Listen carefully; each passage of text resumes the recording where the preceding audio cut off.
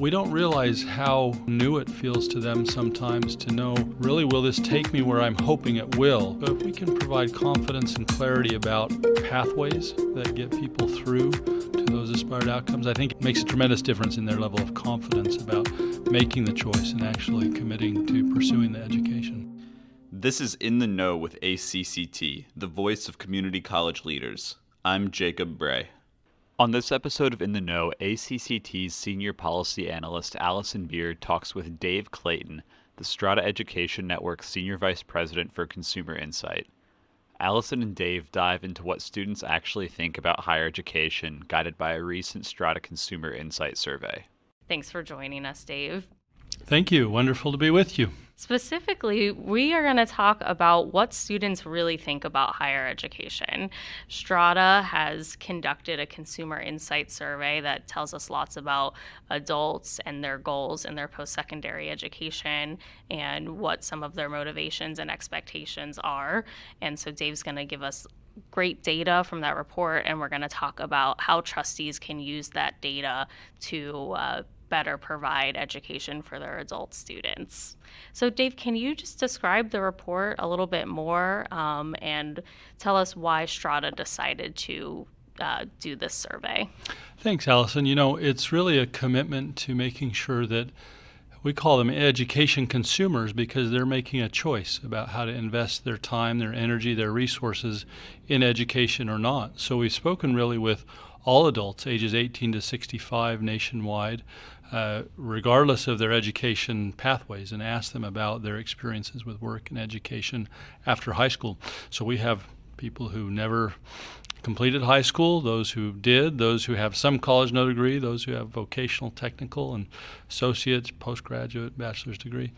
And the goal has really been to help us not just talk about people who are seeking education or who have completed education, but talk with them as a key point to how do we engage and serve and meet them where they are and provide the value that they are seeking as a way to improve what we offer through post-secondary education in our nation. I think that's really interesting that you say the surveys focus on people that haven't necessarily participated in post-secondary education yet, or they haven't earned their degree. So one piece of data that stuck out to me from your survey was that 120 million adults in the United States do not have a post-secondary degree, and 55 million adults without a degree want further education. So what should trustees take away from this data point? Well, and those are adults ages 18 to 65, right? So you think of kind of typical working ages. I would ask myself, are we ready? Are we ready for 55 million new students? And the next question was, how likely are you to enroll? And you've got 60 million who say, I'm likely or very likely to enroll in additional courses or training in the next 5 years. And so we worry so much about declining enrollments, but there are people who believe that they need education and who are planning to seek it. And what can we do to meet them where we are and then be ready to deliver what they're seeking and going for? So as a trustee, I would really be thinking about that latent opportunity in my community of individuals who think it'll be good for them, they want it to advance in their careers, they even think they're likely to, they're seriously thinking about it. Why aren't they here? And what is it that we can do to make that step across our threshold easy for them and productive once they do make the choice? Right. And do your survey questions get into anything more about why some of these adults who want further education have not yet pursued post-secondary education or haven't completed their degree yet? Yeah, thank you. You know, we know that the top motivation for pursuing additional education is a belief that they want a better career outcome. They want a more fulfilling career. They may want a better financial income. They want to do something they love. But when we asked them, we did a follow-up study, a second study. We went in and asked more in-depth questions. We have this national database of 341,000 people. But we went out and we talked to 1,000 individuals who nationwide, representative of our nation, ages 18 to 45, and we asked them in-depth questions about where are you in thinking about additional education, And these were people who were seriously thinking about it or even had a plan but had not yet enrolled, and asked them what their motivations for enrolling would be. And really at the top of that list of things they were looking for, it's interesting that certainly they want to make more money and earn better pay. 55% of individuals said that was the top reason, but 51% talked about wanting to do better for my family. And some of that discussion is about, I want to be a good example, I want to live up to my potential, I want to become my best self, but that desire, they see themselves not just functionally in the economics of it, but also their self-esteem and their sense that they've done what they could and made bettered themselves as they've gone forward. You're finding around adult motivations for post-secondary education being to further their career, to advance in their career, reminded me of another survey from Gallup around automation and AI, and asking adults if they needed retraining or if they expected to need retraining. And most of them knew about automation and the changing workforce, and they said that if they needed training, they expected to get training from their employer. So we know that adults are very focused on this career aspect. How can community college leaders better work with employers to kind of bridge these disconnects between adults wanting learning opportunities and offering it to them in a way that's accessible? Yeah, you're referring to a study that Gallup did with Northeastern University and talked about that automation, that change. And certainly in our survey, we asked people how likely they were to enroll and with which partners. And the number one place, 33% of the individuals said they would enroll or pursue additional education training through an employer. The number two was community colleges, but number one was through the employer. And then we asked them what impact would it have on their enrollment, a number of different things. And the top answer there was a clear understanding and connection between the education and a career outcome, a wage increase or a job placement or a specific opportunity in the workplace. And so I think really the more clear we can make that connection between you're here in your work skills and abilities and talents, and with these additional courses or with this additional program, this is the position you will be in. And so often we leave all of that responsibility on the shoulders of the individual student or learner, and we don't realize how hungry they are or how new it feels to them sometimes to know, really, will this take me where I'm hoping it will? So if we can provide confidence and clarity about pathways that get people through to those aspired outcomes, I think it gives them makes a tremendous difference in their level of confidence about making the choice and actually committing to pursuing the education. We think a lot about, for students who are motivated to pursue further education and to further their careers, that there's still a number of challenges that they face in order to do that. And I know your survey gets into some of these challenges that students are facing or that they think they'll face when they enter post-secondary education. Can you speak about some of the findings from the survey about these challenges? Yeah, I think is one of the most interesting things. We started with some focus groups and asked people about their challenges and what they needed to overcome or why they were worried about returning to school. And a couple of things came out that we weren't expecting.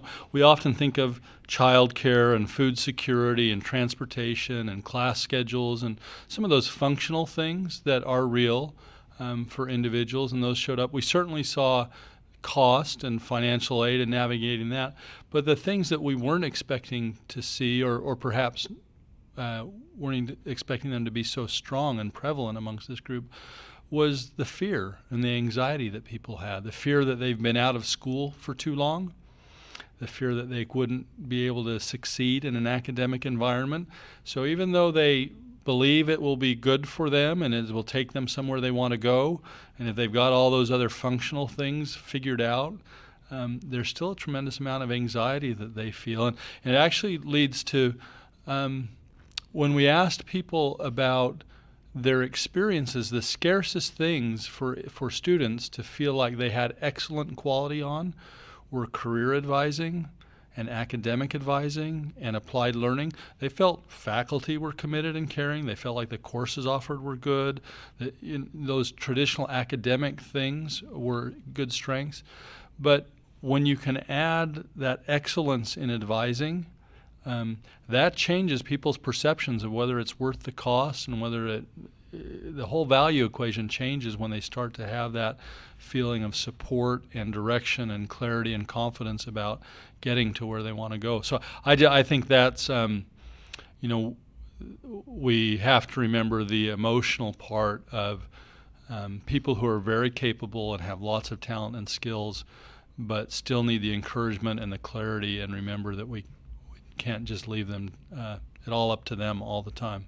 Yeah, you mentioned people thinking about if college is worth the cost or worth their time, and your survey has some interesting data about that.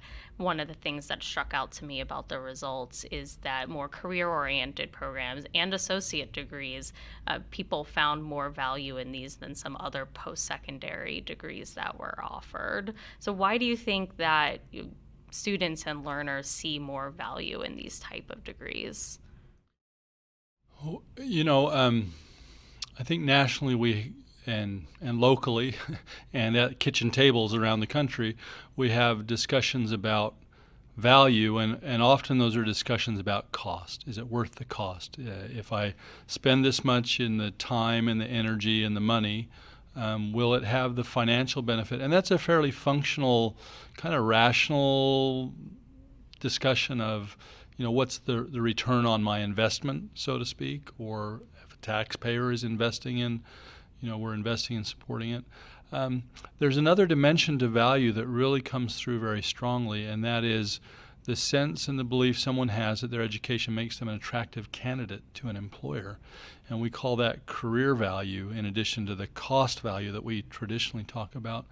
And what's your point about the different degrees and even programs of study, the more closely aligned an experience is with an applied field. So the individuals who study in the healthcare fields, whether it's an associate degree or a bachelor's degree, are the ones who by far are the most likely to feel like they it's worth the cost and that it makes them an attractive job candidate.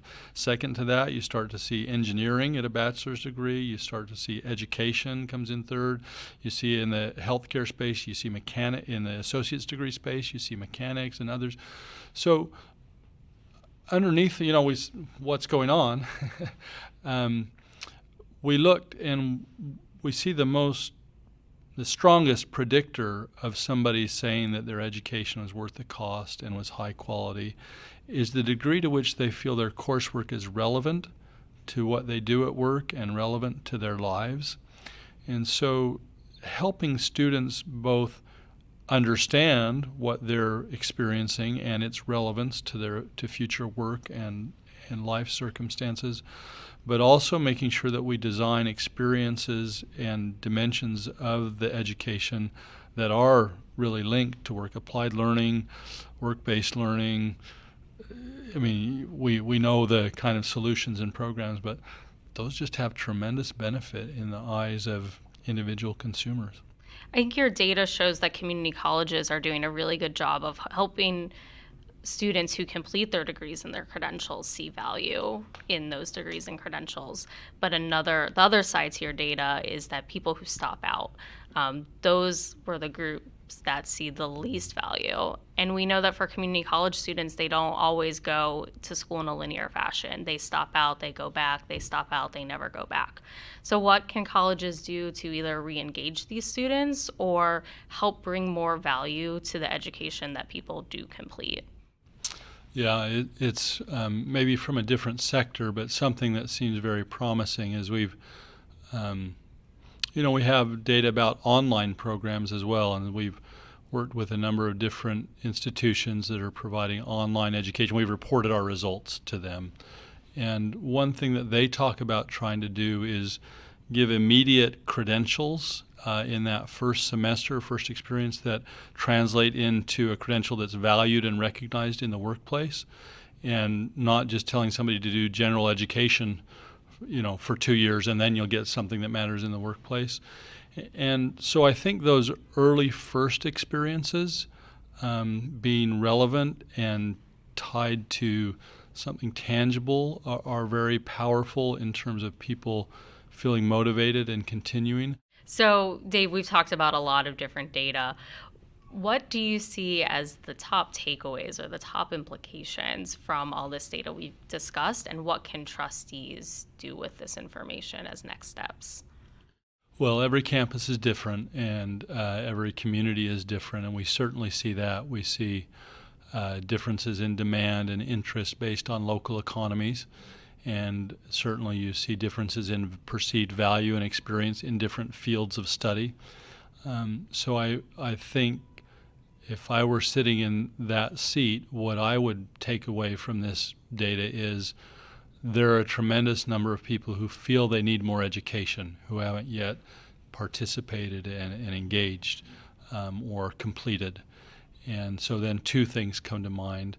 One is for those who have started at some point and haven't completed a credential, or who have completed one and feel the need to upskill or reskill, how do we recognize and make sure they get credit for what they have done so they don't feel like they have to start from zero, so they can build upon the success and the experience they've had? And then two, how can we clearly show them the links between what we have to offer and what they hope to benefit? How does this tie to our local employment opportunities, to our regional economy, to the jobs and the opportunities they will have, that we're aware of those aspirations they have, and we know what the employers and the economy want, and we can help them get there and help them find their passion.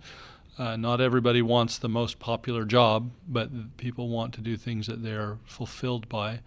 And then the third thing is really, particularly for community colleges, it's easy to feel under-resourced or stretched or pushed, but that emotional component of supporting students and helping them see themselves and see their paths forward, the advising around career opportunities, around academic pathways, sometimes we need that encouragement of how to and clarity of understanding of why take the next step, because it's going to get me somewhere and going forward. So I think those are the three things that really step out to me. The fourth, the degree to which you can partner with employers is tremendously powerful.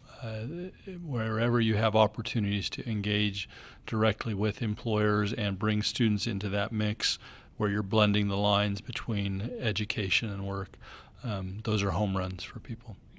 And my last question is, what are Strada's next steps with the consumer insights work? Will we be seeing more surveys and different sets of information? Yeah, thank you, Allison. Strada has a long-term commitment to helping us all understand how education consumers perceive the value of their education. We're really focused at that, at certificates and then associate degrees and bachelor's degree, but that basic attainment of a meaningful post-secondary credential. And so absolutely, we're continuing this nationwide surveys about the experiences people have. We're actually focusing increasingly on those individuals who haven't completed a credential or a degree, and trying to understand more about what will help them engage and move forward. Your group saw a little bit of a preview of some of that today, as well as value. What are the practices and services and experiences we can provide that deliver the value they're seeking? Right. Well, we'll keep an eye out for all of your consumer insight information and share it to our trustees as it gets released. Thank you so much, Dave. Thank you. We'll include a link to the survey in the description for this episode. If you have ideas for future episodes, don't hesitate to reach out, and remember to subscribe so you're notified when we release new episodes. Thanks for listening. We'll see you next week.